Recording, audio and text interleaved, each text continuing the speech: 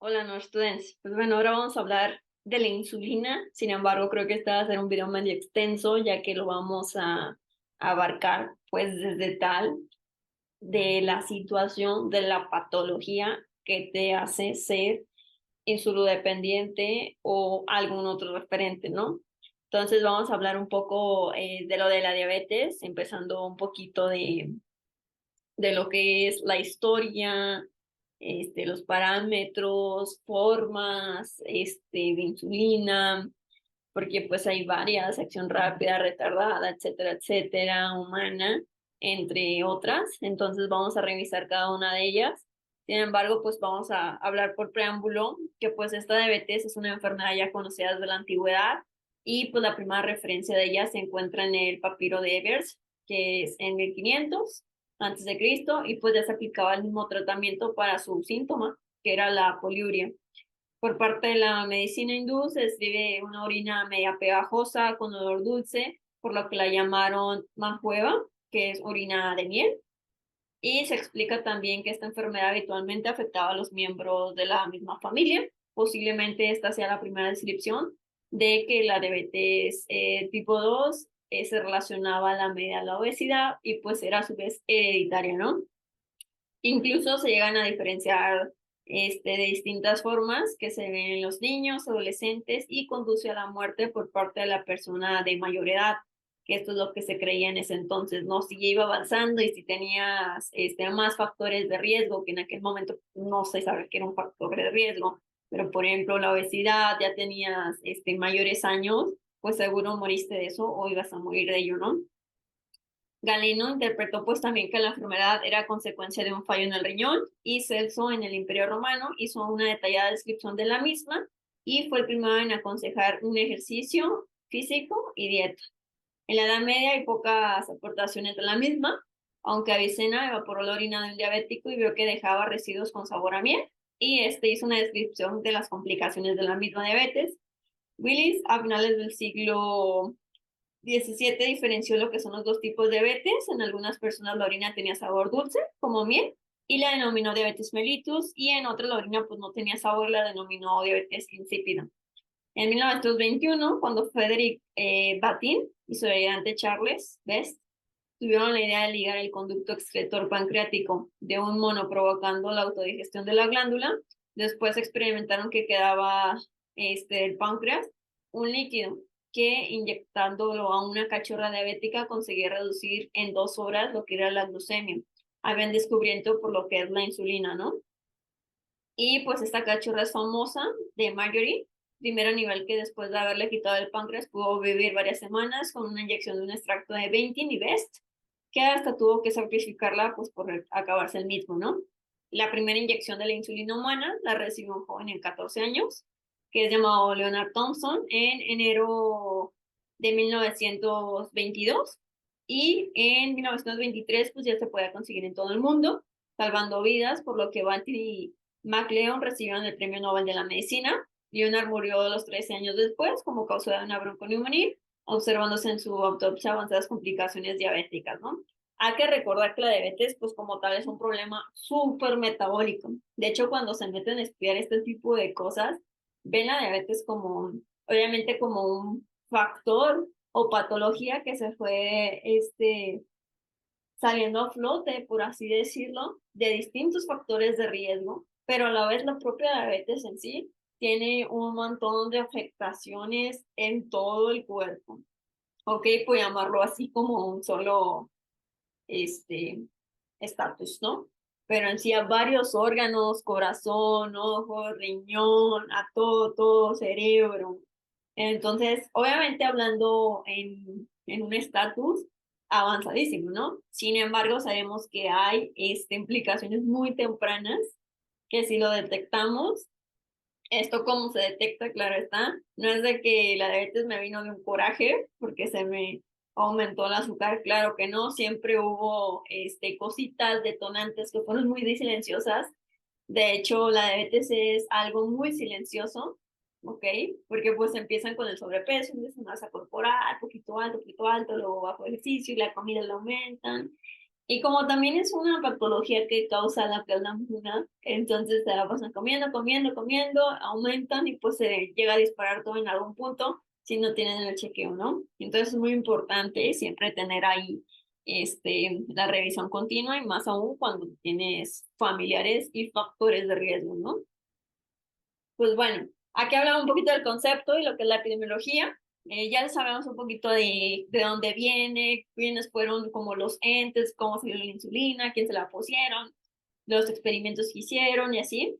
Pero antiguamente el concepto de diabetes mellitus se simplificaba como un trastorno de utilización de la glucosa por una falta relativa o absoluta a lo que es la insulina. Sin embargo, pues esta definición matizada es como un grupo de enfermedades o síntomas metabólicos caracterizados por la aparición de hiperglucemia secundarias a efectos de secreción de la misma, de la acción de la insulina o de ambas. Así que se centra el problema en lo que deberíamos llamar pues, la diabetes mellitus. Además, aunque la misma alteración del metabolismo hipercarbonado sea la más significativa, no podemos olvidar que el proceso también afecta a lo que es el metabolismo proteico y lipídico. Hay que tener presentes que la duración de la hiperglucemia y su gravedad son factores más importantes en la aparición de a medio y a largo plazo en las implicaciones de diversa índole. Hay que recordar que esto puede llegar a afectar patologías importantes como es insuficiencia arterial en extremidades inferiores, que pues pueden llegar a terminar en lo que son las amputaciones de diversos niveles, cardiopatías isquémicas con infarto al miocardio como manifestaciones más frecuentes, y por supuesto algún incremento en la enfermedad vascular cerebral con mayor incidencia en enfermedad isquémica intestinal y algunas otras patologías del sistema nervioso, ¿ok? Principalmente en el periférico como el autónomo de lo que es todo lo central, ¿no? En cuestión de la epidemiología, pues las OMS calculan que en el mundo hay más de 180 millones de personas con diabetes mellitus. Se estima que para el 2030, pues esta cifra va a aumentar más del doble y en todo el mundo occidental la prevalencia de la misma se calcula que oscila entre 2 y el 6% de la población. Se cree que por cada persona con diabetes conocida existe una con diabetes pues, desconocida. La prevalencia del diabetes mellitus tipo 1 se estima del 0,2 al 0,3 de la población. La diabetes mellitus tipo 2 se estima del 6,10, es decir, ya está avanzada. Y pues los costos cabe mencionar que son muy importantes a cuestión gubernamental, ya que las personas con diabetes en general tienen un promedio de hospitalización más alto, un promedio de estancias más alto, un riesgo de readmisión también superior y un riesgo de mortalidad súper elevado a las personas que no tienen diabetes. Esto hablando de la mera diabetes, acuérdense todo lo que va a disparar, ¿ok? Vamos a hablar un poco de la acción pancreática que les mencioné un poquito en lo que es la historia. Hay que recordar que pues, el páncreas es un órgano de secreción exócrina y endocrina, que en cuanto a su función exócrina, pues va a producir una serie de enzimas como son las lipasas, que van a ayudar a la metabolización de ácidos grasos y proteínas. Y entre las funciones endocrinas, cabe destacar que las acciones de los islotes de Langerhans son estantes en ingeniería de medicina, se van a recordar de estos famosos islotes, que pues van a ser las agrupaciones celulares muy complejas. Son cerca de 3.500 células que están suspendidas en la masa del mismo páncreas exógeno. Y estos islotes están separados de tejido exócrino por cápsulas conectivas y por células biliares. El número aproximado pues es 1 millón y constituyen entre 1 y el 3% total de lo que es la masa en sí glandular. Los islotes se componen de 4 tipos fundamentales de células, que son las beta, productoras de insulina, las alfa, lo que es glucagón, las células de sigma y producen a su vez somatostatina, las células PP y las productoras de polipéptido pancreático. La estructura del mismo y la disposición de las células dentro del islote pues va a variar según las especies, claro está, pero en nosotros, en el ser humano, las células se van a encontrar entremezcladas, lo que va a apoyar lo que es la existencia de estrechas interacciones pancreáticas. La insulina va a inhibir lo que es la secreción del glucagón, el glucagón va a estimular la secreción de la insulina y la somatostatina va a inhibir lo que es la secreción de ambas hormonas. El páncreas va a funcionar como una especie de fábrica de insulina literal, como se puede ver aquí. De hecho, pues todo el cuerpo humano es como una fábrica perfecta. Si algo falla, todo va cayendo. Y aquí lo importante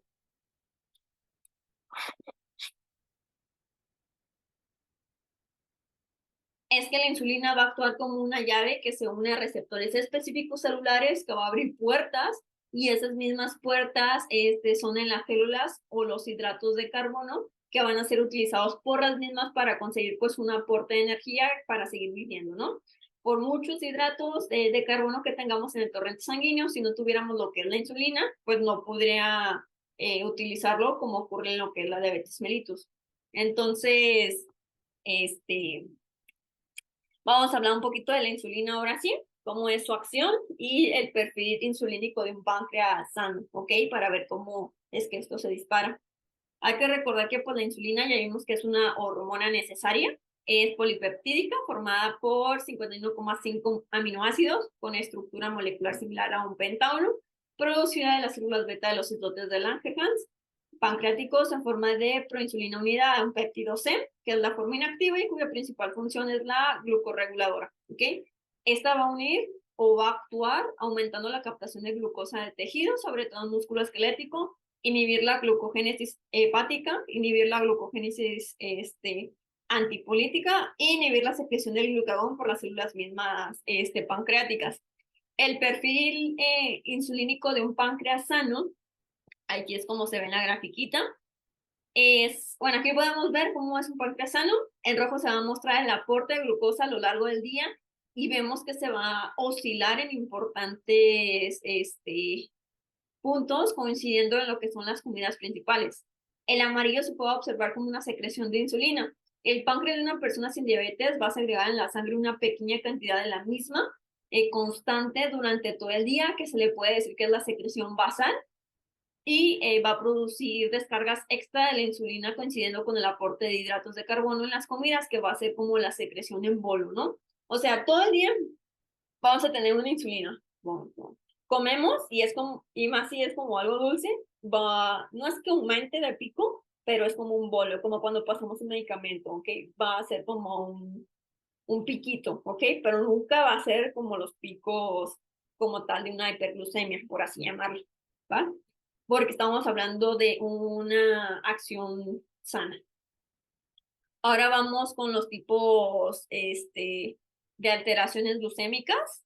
Son varias y algunas de estas pues son las más frecuentes. Lo que es la prediabetes, la alteración de glucemia en ayunas, que se conoce como AGA, y alteración de tolerancia a la glucosa, que es ATG, que dentro de esas se dividen en otras 4 y yo en la principal nada más había escuchado las 3 primeras que les voy a mencionar y la cuarta no. Diabetes mellitus tipo 1, tipo 2, gestacional y tipo MODI. Les voy a decir como un poquito de cada una de estas. La prediabetes pues está dentro de la denominación, donde tenemos dos tipos de alteraciones, que es la glucemia en ayunas, se da cuando hacemos una medición de glucemia en ayunas, y esto es mayor a 100, pero menor a 126, que sería una diabetes franca. Y la otra, la tolerancia a la glucosa, ocurre cuando en una SO sale de 75 gramos en una glucosa en 2 horas de una glucemia que puede estar entre 144 a 199. La diabetes mellitus tipo 2 ocurre sobre todo en pacientes jóvenes, menores a 30 años, sin obesidad preexistente y se da por un proceso de autoinmune de destrucción de las células beta del páncreas, y ya pues mencionamos cómo pasa esto. Aquí básicamente en el tipo 1 las células no pueden metabolizar los hidratos de carbono para conseguir energía y esto lleva a cuadro típico que se acumulan los mismos del torrente sanguíneo y en los órganos glucodependientes que son cerebro, riñón, entre otros, que vienen siendo como los órganos, Diana. Al sobrepasar la glucosa en el umbral del filtrado renal, que son los 180 miligramos por decilitro, pues los tubos renales evitan la reabsorción, eliminándolo en lo que es la vía renal, y se acompañan de un mayor filtrado en la orina, llevando a lo que es la glucosuria o poliuria, entre pues otros tipos de características, ¿ok? La diabetes mellitus tipo 2 es la más típica en pacientes obesos, con tendencia al sedentarismo y la mala práctica alimentaria y edades más tardías. Ocurre cuando hay principalmente tres cositas, que es la déficit parcial de secreción insulínica por parte del páncreas, falta de reconocimiento de la misma propia insulina y su uso inadecuado de la parte de las células que son musculares, hepáticas y adiposas. La combinación de ambos factores también pues, puede suceder, no nada más uno, sino ambos. La diabetes gestacional, pues sabemos que esto es principalmente diagnosticada en el embarazo. Sin embargo, si no se tiene un cuidado, esta puede permanecer y se dispara, ¿ok? Se debe, en teoría, tratar. Bueno, se trata y en teoría se tiene que quitar. Aumenta progresivamente debido a los cambios culturales que ha sufrido nuestra sociedad en las últimas décadas, como incorporación a la mujer al trabajo, el retraso de edad en la gestación del primer hijo, hábitos de la vida, etcétera. Son factores de riesgo para padecer una diabetes gestacional, que es edad superior a 30 años, obesas, con alteraciones de diabetes mellitus familiares, y de diabetes gestacional, anteriores embarazos, y si tiene antecedentes de embarazos previos con mortalidad fetal, o niños con peso superior a lo normal, o macrosomáticos. La diabetes MODY, que es la que yo no había escuchado, es de Majority Onset Diabetes of Young. Es un tipo de diabetes que se produce por una alteración genética de las células beta pancreáticas del patrón autosomático dominante, y se da mucho en jóvenes de hasta 25 años, aunque al no dar síntomas muchas veces se diagnostica mucho después como una diabetes tipo 2 o MODY, que esto pues es, como sabemos, si no se la atendió cuando estaba esta diabetes tipo MODY, pues va aumentando, ¿no? Porque nunca se reconoció. Existen distintas categorías, pues dependiendo de la misma alteración genética. La diabetes tipo LADA también se describe como una diabetes autoinmune en adultos, lentamente progresiva, susceptible, que se trata principalmente sin insulina, y estos pacientes son clasificados inicialmente como pacientes tipo 2 y comenzaron a ser identificados tras la introducción de un nuevo kit comercial para detectar los anticuerpos frente a enzima la GLAT, que es la glutanímico acético descarbolinasa, o problemas de la proteína 65-CADA, entre otros, ¿ok? Lo que son islotes pancreáticos, sistema nervioso central o algún tipo de testículo. Ahora vamos a lo que es el diagnóstico de diabetes mellitus tipo 2. Como se pueden dar cuenta, pues ya de cierta forma les dije cómo se diagnostican los tipos de diabetes que están por aquí. Entonces me voy a saltar un poquito, igual si ustedes lo quieren leer más detenidamente, le pueden dar pausa y revisarlo, porque ahora vamos con lo del control glucémico y los factores que intervienen en un buen control glucémico. Ahorita ya casi pasamos a los tipos de insulina, ¿ok? Hay que recordar, pues, que esto se tiene que hacer como una tipo mapeo, por así llamarlo, que podría ser lo adecuado. Tenemos la glucemia preprandial y la postprandial, como está en el cuadrito, y lo que vamos a hacer es intentar conseguir un tratamiento insulínico con valores de glucemia preprandiales y postprandiales, 2 horas post, siempre contadas desde antes de empezar a comer, y similares a las personas que no son diabéticas. Con estos valores se mantiene una hemoglobina glicosilada entre 6 y 7%, que pues es óptima para evitar complicaciones del medio a largo plazo. Los factores que pueden intervenir en un buen control glucémico: hay que tener en cuenta que la insulina pues es uno de los pilares para conseguir un buen control metabólico, y que si no va unido a una dieta, un ejercicio, una educación, pues no conseguiremos los objetivos, ninguno de los más importantes que otros, que pueden mantenerte como establemente. Lo que vamos a intentar es conseguir con este tratamiento, imitar el perfil fisiológico de los diabéticos, como demuestra pues lo que son los gráficos que ya vimos anteriormente y los bolos de insulina, cada de las comidas que se dan, ¿ok? Para ver lo que es el aporte de carbohidratos, y con una insulina basal para mantener un nivel óptimo de la misma en periodos prepandriales. Ahora sí vamos a revisar los tipos de insulina. No me voy a tener tanto, solamente los voy a mencionar, y aquí están las mismas características de las mismas. Antiguamente, como manera introductoria de estos tipos de insulina, los pacientes con diabetes pues se trataban con insulina bovina, de vaca o porcina de cerdo. Y hasta hace unos años se empleaba principalmente la insulina humana, es decir, insulina con una estructura química idéntica a la producida por el mismo páncreas. Y se produce utilizando métodos semisintéticos, modificándose pues enzimáticamente. En la actualidad se emplean principalmente análogos de insulina conseguidos mediante ingeniería genética, incorporado a genes humanos, que es por la misma producción de la misma insulina en células de levadura, que es insulina Spark, por ejemplo, o bacterias como la Escherichia coli, que son las insulinas Lispro o glucina. ¿Ok? Hay insulinas de acción rápida y las de acción ultra rápida. Son insulinas puras sin ningún tipo de aditivo. La acción intermedia tiene añadidos aditivos como la protamina, que es la proteína del salmón, o zinc, para acelerar con la misma acción. Y pues bueno, aquí están algunas, que es la insulina de acción rápida, sus propias características. Aquí están. La ultra rápida también. la insulina de acción intermedia y pues así está. ¿Ok? Ya ustedes le pueden poner clic para revisarlas. Hay algunas otras que la verdad no incluí. De hecho, aquí como en los puntitos negros abajo de cada una, en marcadito, se les puse como las marcas, ¿ok? Ya puede variar según el país. Hay que recordar que pues también hay una tipo, hay mezclas inclusive, y lo importante de aquí para que sea eficaz es la conservación de la misma, ¿ok? Cada vial pues lleva impresa la fecha de caducidad, se tiene que vigilar que no esté caducada y hay algunas que se meten pues como tal, sino es que todas a refrigeración, principalmente a una temperatura, ¿ok?